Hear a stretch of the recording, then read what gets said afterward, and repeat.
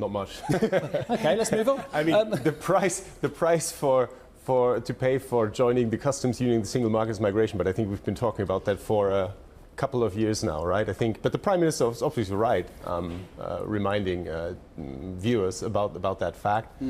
Short of that, you're talking about what? You're talking about some technical stuff, maybe around product standards, to maybe reduce border controls a little bit in the margins, that kind of stuff. Is that the answer to the UK's economic problems? I doubt it. It's a very strange situation, isn't it, where you've got leaders at the top of British politics unsure or seemingly very sure that having a very hardline stance on relations with Europe is a vote winner. Do we not want better relations at an arm's distance with Europe? Isn't that the whole point of breakfast? Or do we... Brexit. Breakfast is another issue. Still ahead you can tell what I'm thinking about. One's ahead of you, one's behind you. Haven't had my revolting smoothie yet. But do we want...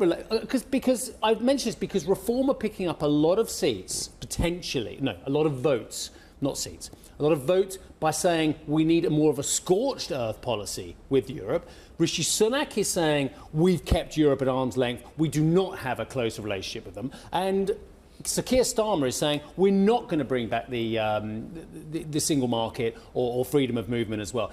Getting points for not having a closer relationship with Europe, it's an extraordinary situation. Yeah, nerdy political scientist answer to that. I think it really boils down to that specific electoral system, the first past the post system that we have here, right, and which is very special by European standards, right, which forces, of course, the Conservatives, as they're up against electoral wipeout, to go after those voters who are considering going over to Reform, and which forces the Labour Party to look after the median voter, right?